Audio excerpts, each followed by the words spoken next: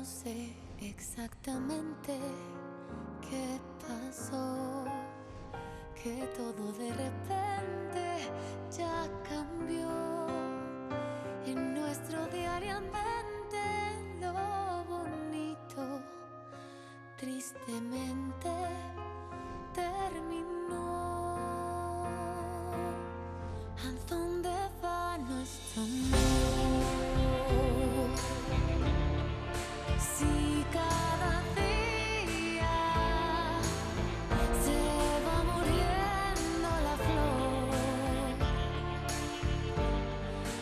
de tu alegría, ¿a dónde va nuestro amor? Yo me pregunto, en nuestro cielo hay un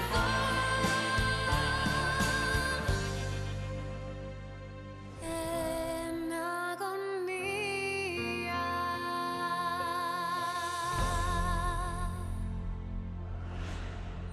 Huwag ka rin mangangagat. Ang sakit ng tiyan ko sa kakatawa. Ay, Diyos ko. Sa tingin ko natutuwa naman si Lola, di ba? Hindi mo siya Lola. At huwag mo siyang tatawagin Lola. Sorry po, sir. At sa ngayon, gawin mo lang ang trabaho mo. Grazie. Pero doon ka pa rin titira sa quarters. Huwag mong kalilimutan ng lugar na to. Yes, sir. Si Joaquina na ang bahala sa'yo. At hindi na si Dante ang mag-uutos. Grazie. Ipangako mo na mag-iingat ka sa lahat ng sasabihin mo, maliwanag ba? Hindi ko alam kung tatagal ka sa trabahong to kung hindi ka mag-iingat. Naintindihan mo? Apo, Sigurado ka? sigurado ako.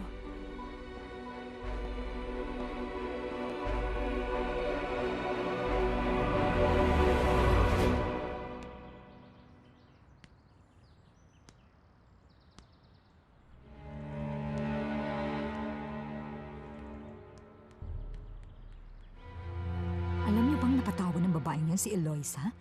At wala man lang nakagawa nun sa atin. Huwag ka nang umasa. Wala namang kakayahan yung utak mo na mapatawa si Lola Eloisa. Pero alam mo, minsan nakakatawa yung pagpapanggap mo na mabait ka sa lahat. Nice! Katulad ng ginagawa niya ngayon. Roxana, Ah. hindi nakakatawa. Hay, mahal ko, intindihin na lang natin si Roxana. Alam mo naman may issue siya sa pagkakaroon ng anorexia, kaya ganyan ang pag-uugali niya. Well, sa lahat ng mga angeles, si Roxana ang pinakakaiba. Sa tingin ko nagkakamali ka sa sinabi mo. Dahil alam ko na hindi yun totoo. Hindi, tama siya. Dahil ang totoo nga niyan, parang nanibago ako sa ipinapakita ng mga miyembro ng pamilya Angeles na nandito. Dahil halos 20 minutos kayo natahimik sa mga upuan niyo at hindi nakikipagtalo sa isa't isa. Pero maiba ako, bago kayo bumalik sa pagtatalo. Napansin ko lang na mukha namang mabait yung dalaga na mula sa Italy. At mukhang gusto siya ng lahat. Lalong-lalo na sa mga babaero na katulad mo, Anibal. Sinong pinag-uusapan nyo? Well, pinag-uusapan naman yung babae na ipinahiya mo kanina dahil napatawa niya si Eloisa, na talaga namang ikinagulat ng lahat. Ano sa tingin mo? Nabanggit ko na sa inyo na hindi maganda ang kutob ko sa babaeng yun. At sa palagi ko, hindi ako nagkamali sa kanya. Ewan ko Sa lahat kasi ng narito, siya lang ang nagustuhan ni Lola Eloisa. Hindi pa ba obvious yun? Alam naman natin na hindi gusto ni Lola Eloisa ang mga tao nandito. Imposible yan. Sabihin mo nga kung bakit mo nasabi yan, ha? Kung totoo man yan, kailangan umisip na tayo ng paraan kung paano natin mapapaalis ang babaeng yan dito. Correct ka dyan, pati na rin yung kapatid niya na may sakit. At anong pinaplano niyong gawin? Patayin siya? Pabayaan niyo na lang siya. Ang tanging gusto lang ng dalaga ay magkatrabaho. Wala siyang masamang gagawin sa inyo. Ang punto lang namin ay mula nung dumating ang babaeng yon dito. 2 beses nang nagkagulo rito sa loob ng bahay natin. Kaya naman, hindi natin pwedeng maliitin ang mga pangyayari na katulad noon.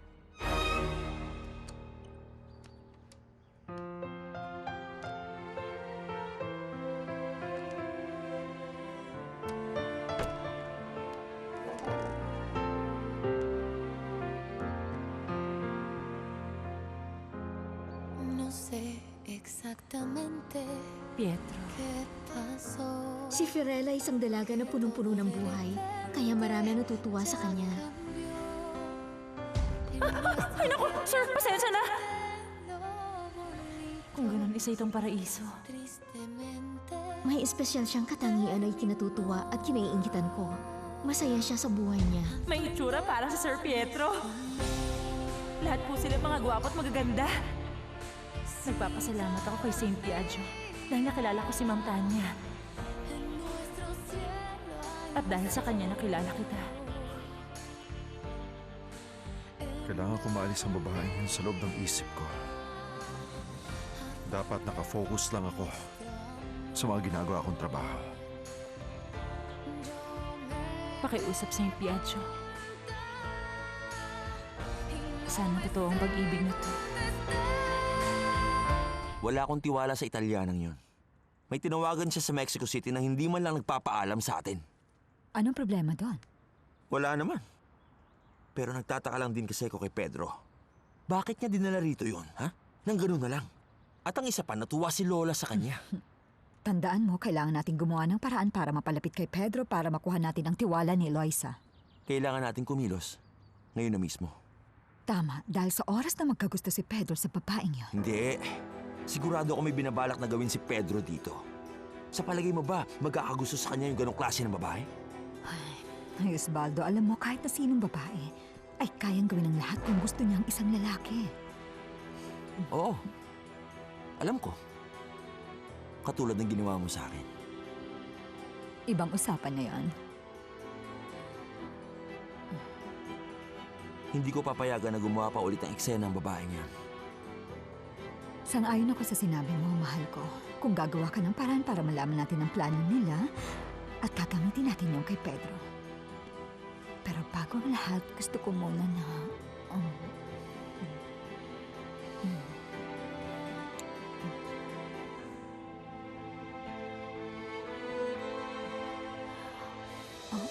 Sandali. Nababaliw ka na ba? Ayoko mag-aksaya ng oras.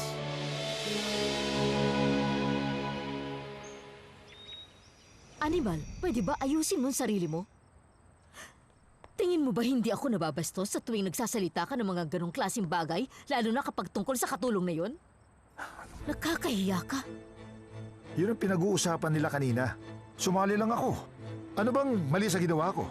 Anibal, alam kong alam mo ang tinutukoy ko. Sigurado akong tuwan-tuwa ka kapag nakikita mo ang mga babaeng yon. Okay, alam ko na.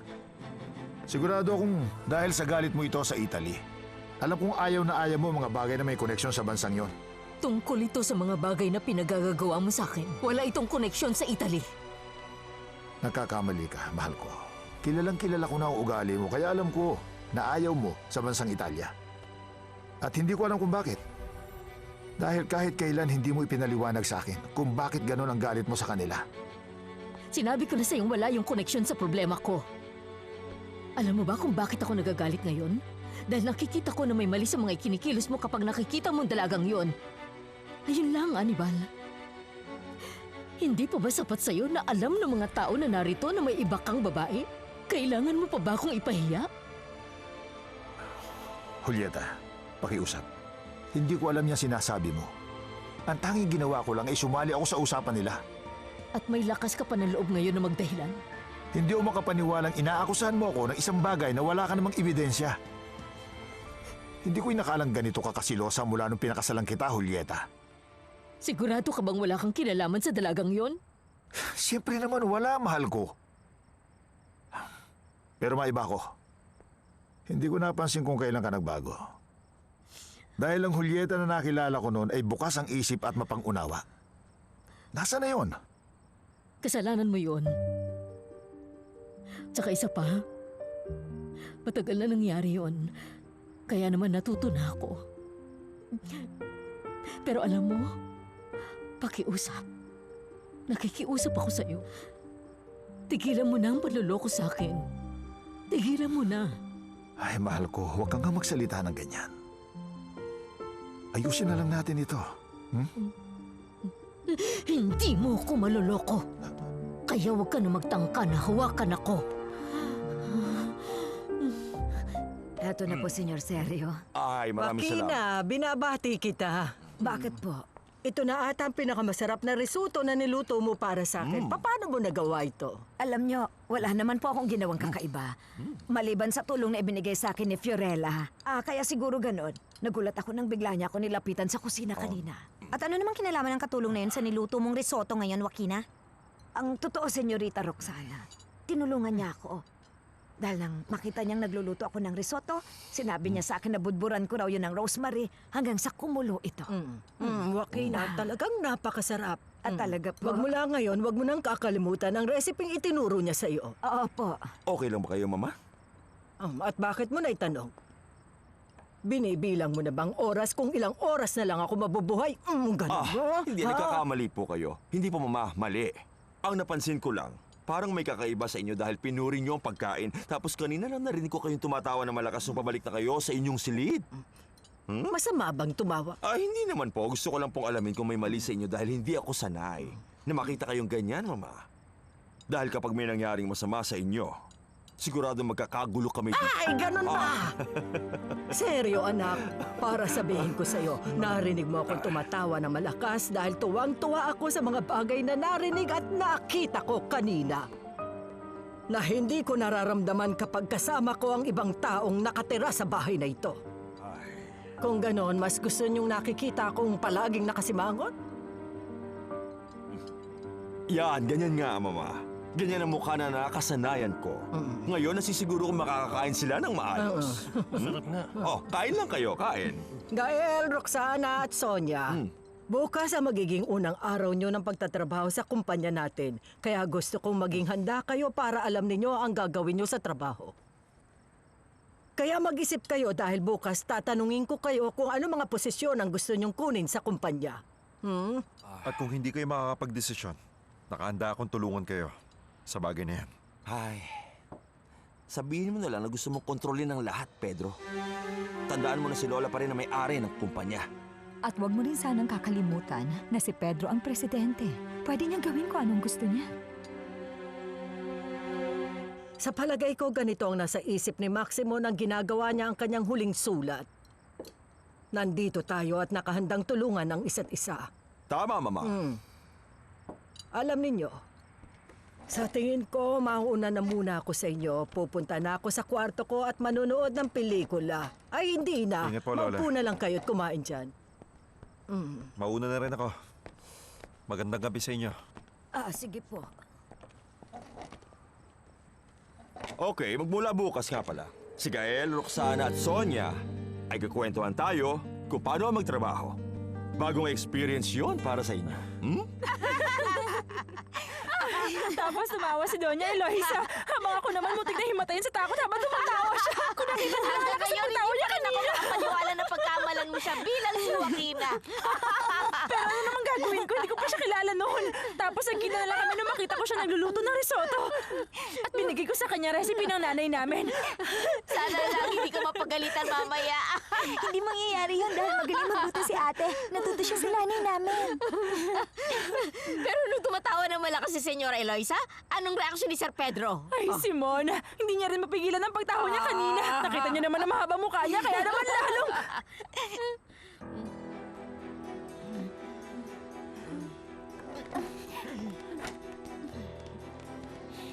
Magandang gabi, Sir Dante.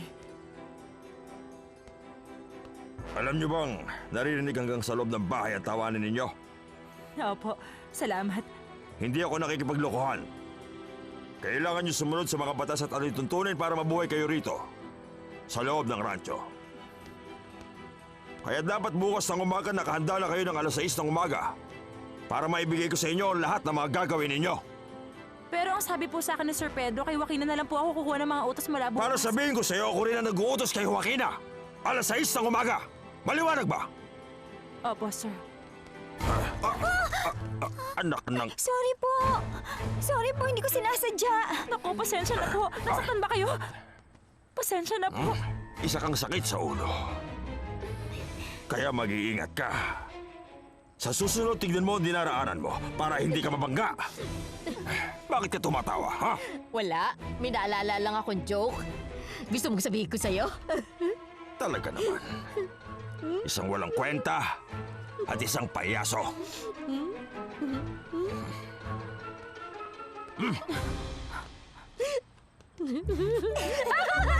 Gianna, ano ka ba? Hindi nakakatawa yung ginawa mo, ha? Ano ka ba? Ikaw maglinis sa kalat na ginawa mo dyan! Alam nyo, hindi ko pa rin maintindihan kung paano napunta sa bahay na to ang mga Italyana na yan. Sa totoo lang, maraming bagay na hindi mo naiintindihan, Sonia. Pero kahit na, may punto ka naman sa sinasabi mong yan. Bueno, narito ang mga yon para hindi tayo mapalapit kay Eloisa. Dahil si Pedro lang naman ang gusto ng matandang yon. Isa pa ang namatay niyang asawa na wala ni isa sa atin ang nakakilala. Federica, pwede bang respeto mo si Maximo kahit konti? Ha? Irerespeto ko siya kung nararapat ko siyang irespeto. Ganon yon, Sonia. Anong ibig mong sabihin? Close ba tayong dalawa, huh? Hindi. Kaya pag-usapan na lang natin yung mga Italyana. Mukhang magiging sakit ang ulo natin ng dalawang yon bago tayo mapalapit kay Lola Eloisa. Hi girls, may dala akong biskwit para sa inyo. Eto Rox, paborito mo to. Hay, lumayo ka nga. Ayokong kumain yan sa gabi. Tataba ako. Pahingi nga ako niyan. Okay, Tia. Ako rin, Gael. Anong pinag-uusapan ninyo? Sino ka ba? Eh di yung mga Italyana pa rin? Ha, siya nga pala. Naalala ko na kailangan ko palang gantihan yung bubitang kapatidong Italyana. Dahil pinasa niya ako. Oy, napakamalas niya kung gano'n. Anong gagawin mo sa kanya? Sa ngayon, wala pa. Pero nag-iisip ako. Gusto mo? Ayoko nga. Ayoko nga, diba? Umamin po kayo. Nagulat kayo sa huling tira ko. Sandali.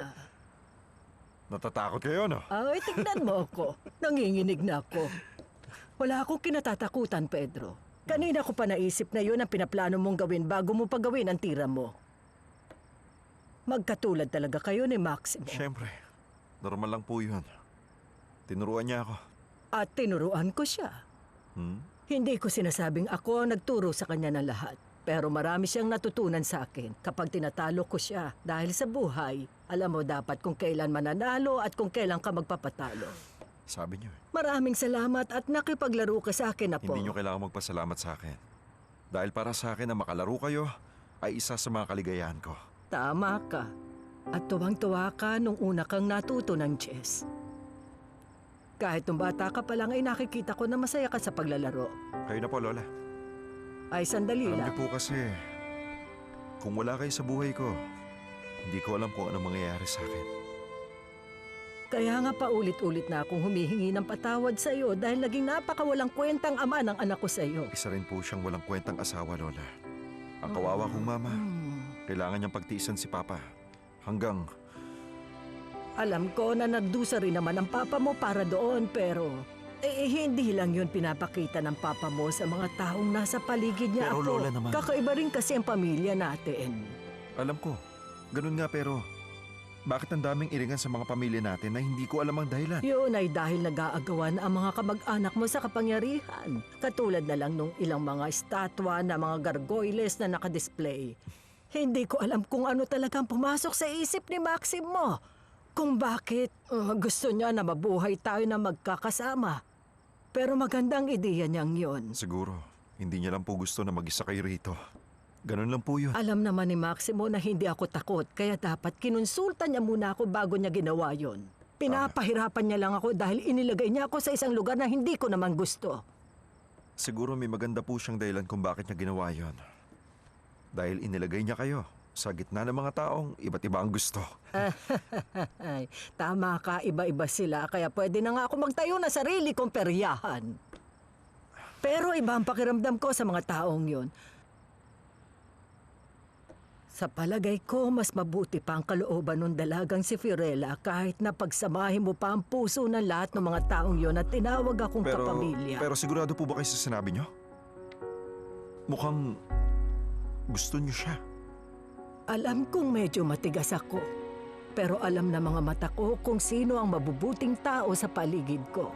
At masasabi kong isa ang dalagang yon sa mga tao na yon. Alam ko na matindi ang pinagdadaanan niya. Pedro, checkmate ka na. Natalo na naman Hindi. kita. Paano napunta ang isang yan dito? Pero Lola, bakit Dinadaya mo mo nilalaw ba yun? ako, ha?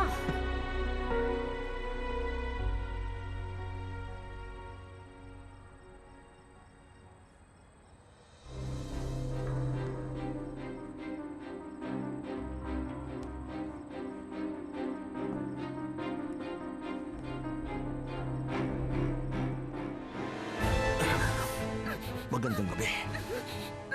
Gisingin mo kapatid mo at umalis na kayo sa bahay na to bago mahuli ang lahat. Ayaw ni Pedrong manatili kayo rito. Okay? Seryoso ko sa babala ko ito, kaya huwag mong sasabihin sa ibang tao na pinuntahan kita ngayong gabi. Ha? Dahil pagsisisihan mo yun.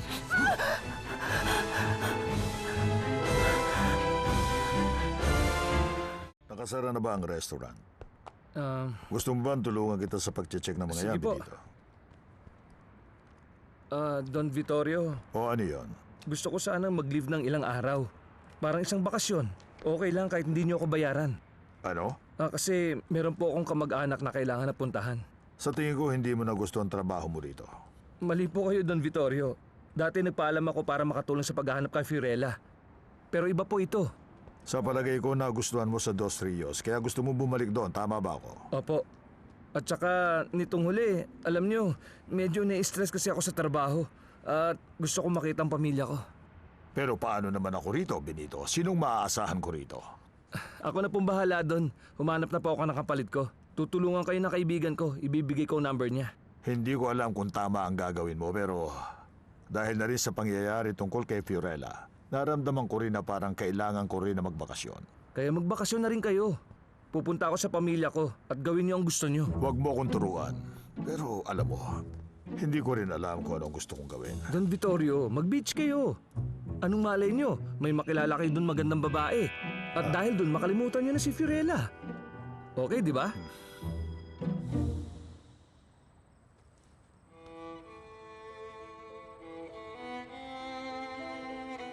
Ano nang gagawin ko?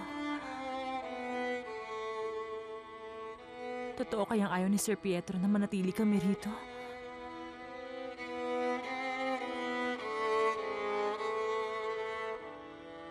Saint Piaggio, protektahan niyo po kami.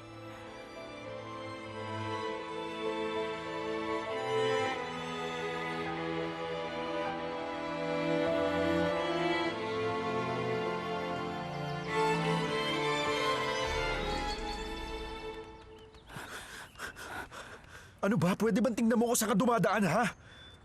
Nagpadala ka ba ng tao para palasin kami ng kapatid ko? Pwede ba? Wala akong nalalaman dyan. Talaga lang, ha? May pumasok sa kwarto ko kagabi at binigyan niya ako ng babala. Hindi ko na siya nakilala dahil hindi ko nakita ang mukha niya.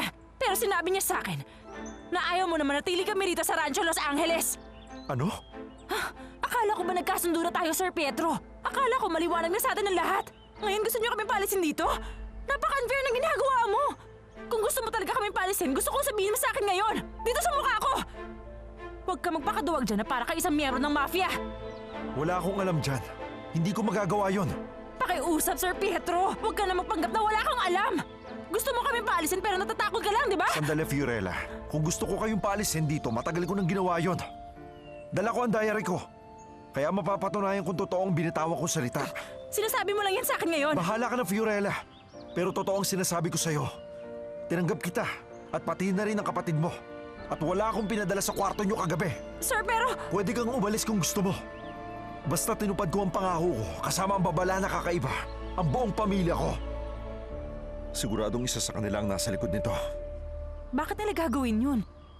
Alam mo, maraming bagay ang ginagawa ng pamilya ko na hindi mo maiintindihan. Kaya kakausapin ko sila. Sir Pietro? Gusto niyo ba na manatili kami rito o hindi?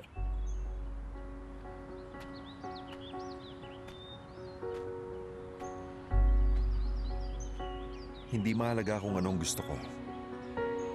Basta susundin ko ang pinangako ko sa'yo. Sabihin mo, maniniwala ka ba sa akin o sisigawan mo na naman ako? Hindi! Ngayon, binigyan mo na naman ako ng dahilan para paalisin kayo ng kapatid mo biro lang. dito. Naniniwala ako. Okay, mabuti naman. Pero bago yon, gusto ko na humingi ka ng tawad. Hindi, dahil ikaw nga dyan na dapat humingi ng tawad sa akin. Patawad? Yan, okay na. Salamat. Magandang umaga kapag marunong ka humingi ng tawad. Alam ko sumasobra na ako. Pero kung okay lang, tuparin mo pa rin isang pangako mo. May isa pa ba? Meron. Tinanggap mo ako at nagpapasalamat ako sa ginawa mo. Pero nangako ka. Sabi mo maghahanap ka ng doktor pero hanggang ngayon wala pa rin. Kailangan na Gianna ng tulong. At isa pa, paubos na rin ang mga gamot na binili ko para sa kanya. At si Sir Fidel, Binili niya na yung huling kahon ng gamot na meron dun sa butika sa Mexico. At ilang araw na lang sigurado mauubos na ni Gianna yung gamot. Wala ba nung gamot na yun sa Dos Rios? Sa tingin ko wala. Dahil medyo special kasi ang gamot na yon at kailangan pa ng reseta ng doktor para mabili yon. Sir Pietro, pakiusap po. Tulungan niyo kaming humanap ng doktor. Pakiusap. Umasa ka.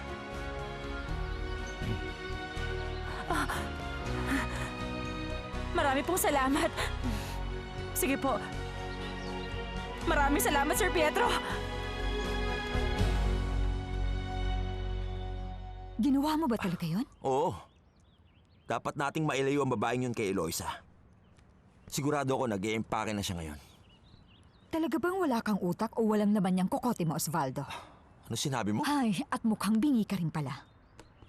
Ano mapapala natin kung binalaan mong babaeng yon, ha? Nakalimutan mo na bang siya ang daan para mapabagsak natin si Pedro? Alam ko, pero hindi ko gusto ang ideya na napapalapit na ang loob niya doon sa matanda. Kasabot siya ni Pedro at mapapalapit din siya kay Eloisa. At anong ikinababahala mo dyan, ha? Nakita mo ba ang babaeng yon? Isang hamak na katulong lang siya dito. Pero narinig mo naman siguro kung paano niya napatawa yung matanda, di ba? Oo, at nakikita ko ang peligro na maaari niyang dalhin sa buong pamilya Angeles. Pero isang malaking kabobohan ang ginawa mo sa kanya. Kung gusto mo siyang paalisin, umisip ka dapat ng ibang paraan. At paano? Kung nakita mo lang siyang takot na takot. Maniwala ka sa akin, walang magandang idudulot ang ginawa mo. Paano na lang kung magsumbong siya kay Pedro? Malalaman niya na nagsisinungaling ka lang. Sigurado akong hindi titigil sa paghahanap ang pinsan mo sa taong tumakot at nagsabi sa babaeng yon na umalis sila.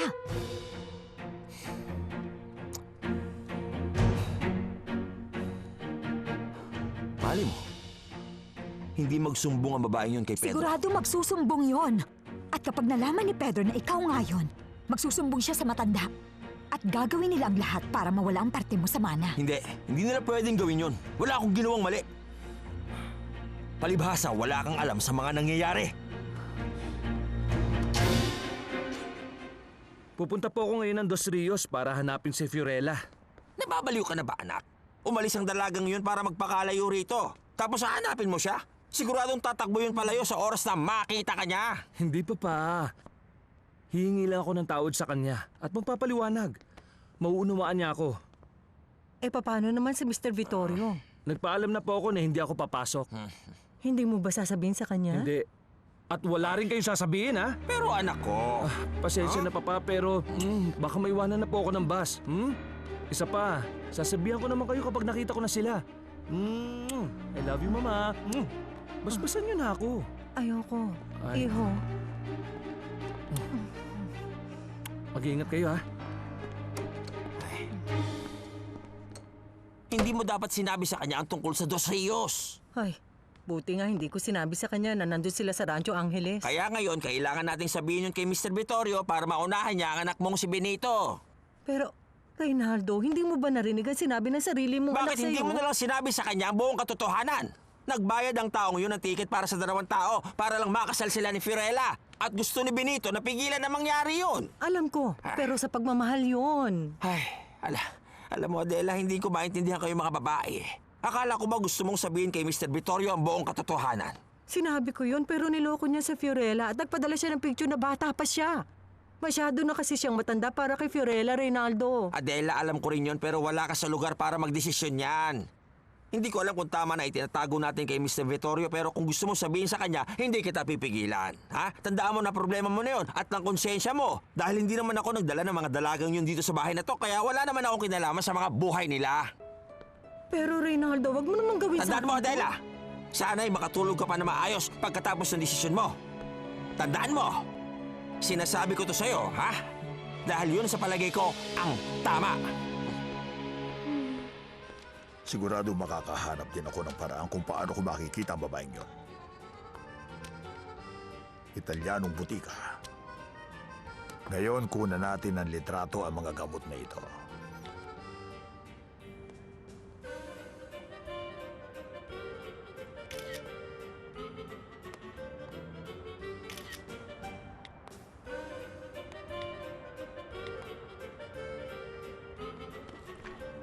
Zacarias, si Vittorio ito. Natanggap mo ba ang mga litrato na ipinadala ko sa iyo? Mahusay.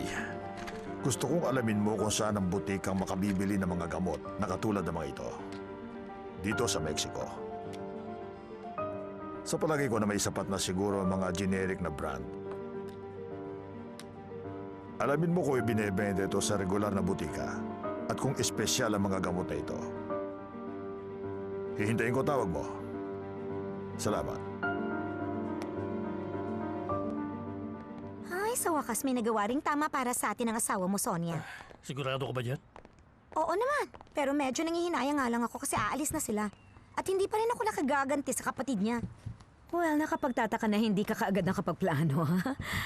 Yan pa naman ang paborito mong gawin.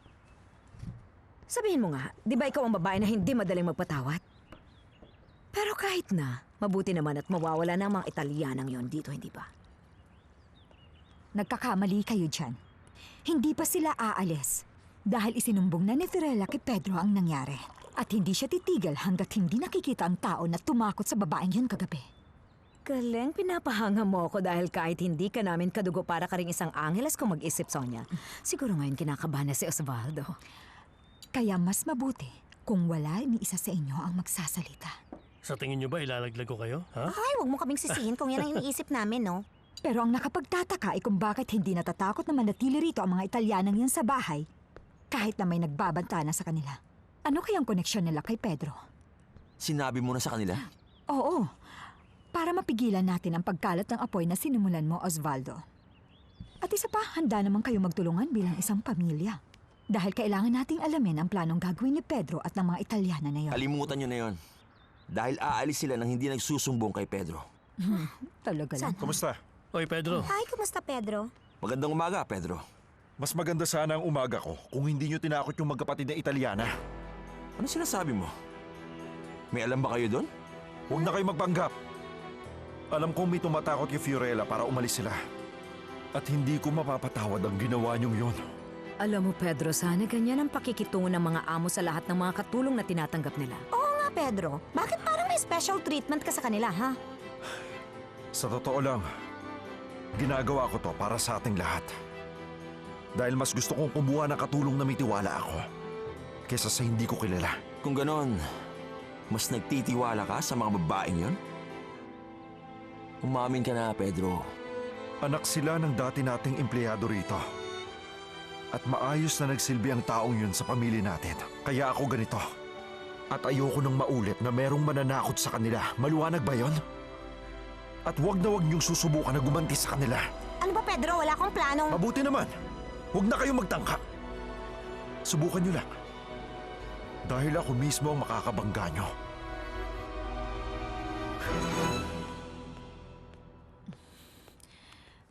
Tama ako, di ba? Kung ganun may koneksyon nga siya sa mga Italiana. Kaya huwag mo na ituloy yung binabalak mo, Rox. Asa ka dahil darating ang araw na makakaganti ako sa katulong niyon. Ikalawang araw na natin dito sa rancho. Umaawit ang mga ibon at maliwanag ang araw. At hindi ka na masyado maputla.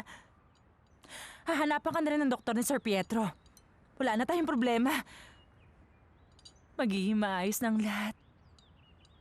Hindi ba ang saya, Gianna? Hindi. Dahil kailangan mo magtrabaho dito. Anong masama rito? Okay naman dito, ah. Sigurado ka? At si Mr. Vittorio? Hanapin din natin siya, Gianna. Wala pa lang tayong oras ngayon. Gusto mo bang makita ang matandang yun? Hahanapin ko siya, Gianna. Dahil nangako ako na pakakasalan ko siya. Pero hindi mo mahal ang taong yun. Dahil si Sir Pedro ang gusto mo, hindi ba? Ay! Hinihintay ako na Sir Dante. Sinabi niya, dapat makita niya ako na alas 6 ng umaga. May iwan na muna kita. Mamaya na lang, Gianna. Sige, ate. Narito ang address ni Dr. Elizalde. Ay, Sir Pedro, alam ko pong bumagal ako sa trabaho pero wala po akong sakit. Tinutulungan ko lang po kasi si Fiorella ngayon. Si Mona, hindi para sa'yo yan. Ay, huwag niyong sabihin sa akin na para to kay Joaquina. Alam ko pong pagod siya pero alam ko pong may reklamo siya kay Senyora Eloisa pero hindi ko naisip na... Ay, sabi ko na nga ba't may sakit siya kaya Si naman... Mona, hindi rin yan para kay Joaquina. Ah, talaga? Hindi. Kung ganun, kalimutan nyo na lang po sinabi ko tungkol kay Joaquina. Para yan kay Gianna, kapatid ni Fiorella. Ay, oo nga. May sakit nga pala sa puso ang kawawang batang yun. Pareho silang may sakit sa puso ni Fiorella pero hindi doktor ang kailangan niya dahil isang prinsipe kailangan Teka, Simona, mag-focus ka sa pinapagawa ko. Dapat dalhin mo sila sa doktor alas 4 ng hapon. Maliwanag ba yun? Sa tingin ko, kailangan niyo po na prinsesa sa buhay niyo o kahit na sino. Kahit na siguro isang Simona, katulong ikaw nang bahala sa lahat. Maliwanag ba? Umasa po kayo, Sir Pedro. Salamat. Sir Pedro, kahit na itanggi niyo pa, alam ko espesyal para sa inyo mga dalagang yon.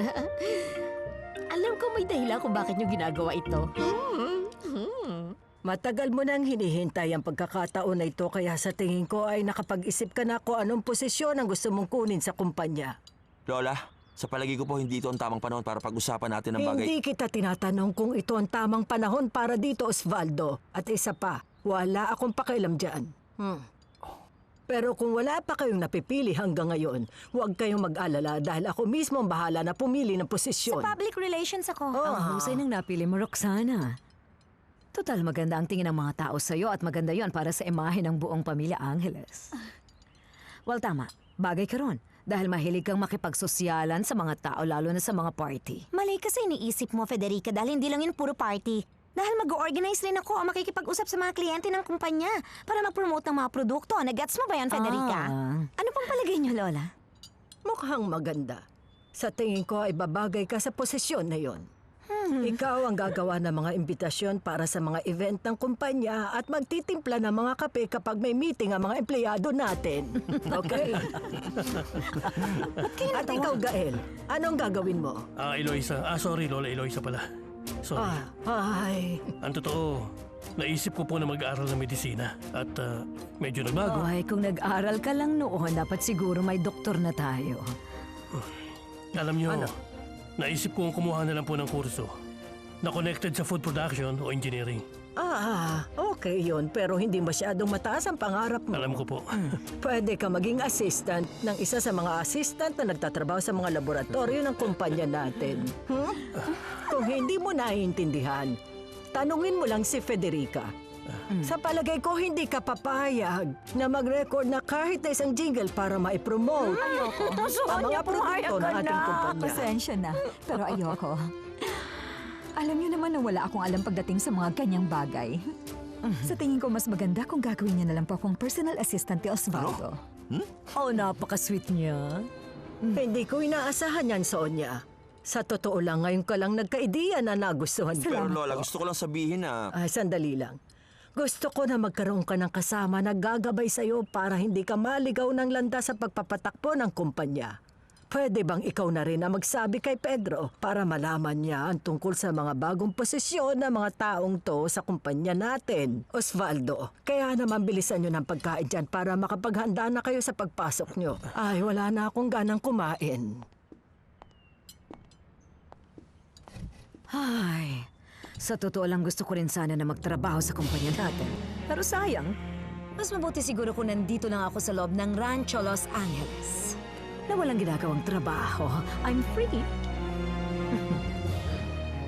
Mr. Vittorio, pasensya na pero mahigit sa 20 butika sa buong bansa ang nakita ko na pwedeng magtinda ng gamot na ipinakita niyo sa akin. Masyadong marami ang 20, di ba? May hirapan tayo noon. Kailangan humanap tayo ng paraan o hindi na ulit makikita ang dalaga na yon. Tama po kayo, kaya nga iimbestigahan ko ang lugar kung saan nila nabili ang gamot na yan. Para malaman natin kung saan pumunta si Gianna at Fiorella mula nung dumating sila rito. May punto ka.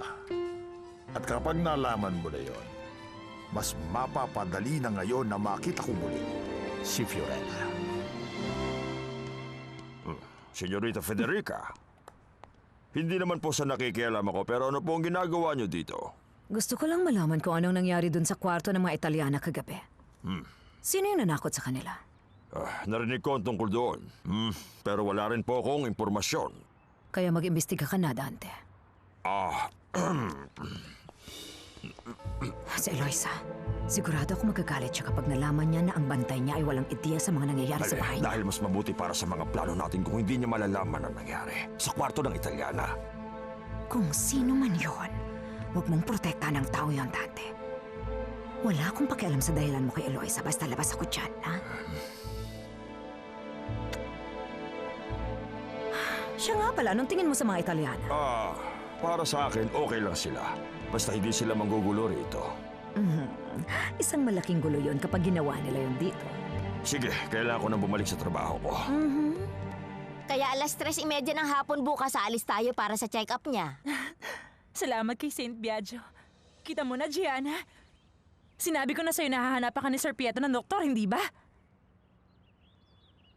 Gianna, tahimik ka. Anong problema? Ayoko magpa-check up, ate. Bakit naman? Dahil ayoko ini-injectionan ako, kaya ayokong pumunta. Pero magaling na doktor yon. Kaya magiging maayos ang lahat, Gianna. Isa pa, kailangan mong pumunta ron para makakuha tayo ng gamot para dyan sa sakit mo sa puso. Gianna, kung gusto mo, magpakasaya ka ngayon at sumakay ka sa kabayo. Ano yun? Pwede ba? Oo, meron tayong kabayo rito. Maamo yun, madaling turuan, pwede mo sakyan. At habang nakasakay ka, Wow, makikita okay mo yun. ang ganda ng mga Teka, bulaklak. Simona, hindi. Dito ka na lang muna, malapit sa bahay. At mamaya naman, pwede kitang samahan. Kahit saan mo gusto, ayos ba? Ate, kaya ko mga bayo. Dahil tinuruan ako ng papa natin noon nung nasa bahay pa tayo ni Tio Carlo, di ba? Fiorella, hindi naman siya lalabas at mangangabayo sa Rancho Los Angeles. Medyo malaki ang rancho, kaya malaking tulong ang kabayo. Sige na, Ate Fiorella. Hindi na ako magrereklamo sa pagpapacheck up ko bukas kahit na-injectionan pa ako ng paulit-ulit. Basta pagbigay mo lang ako sa hiling ko. Ay, Gianna. Pumapayag na ako. Basta uminom ka ng gamot mo. Nasaan yun? Ayun. Sigurado mag-enjoy ka sa mangangabayo mo. Kailangan mo inumin ng gamot mo, ha? Opo, ate. Isang oras, ha? Opo. Heto. Alam mo, para kang alarm clock na maya-maya akong pinapaalalahanan na uminom ako ng gamot ko. Kung ganun, magtatrabaho na ako.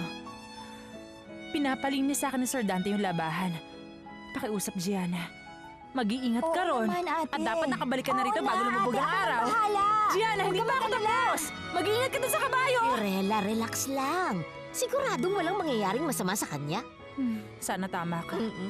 Pero tayo na, Simona. Magtrabaho na tayo. Halika na. Ay.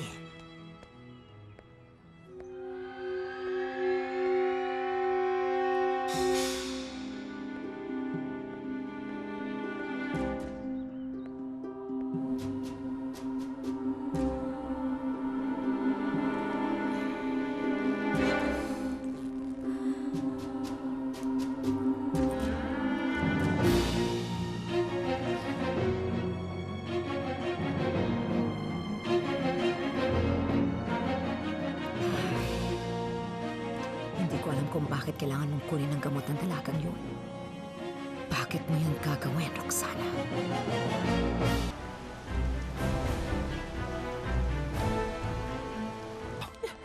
Pedro, sira ka ba? Magpapakabayani ka para iligtas ang babaeng yun? At kung talagang seryoso ang kanyang sakit, hindi niya ito kakayanan. Tama na, hindi ka ba Talagang naawa? nakakaawa.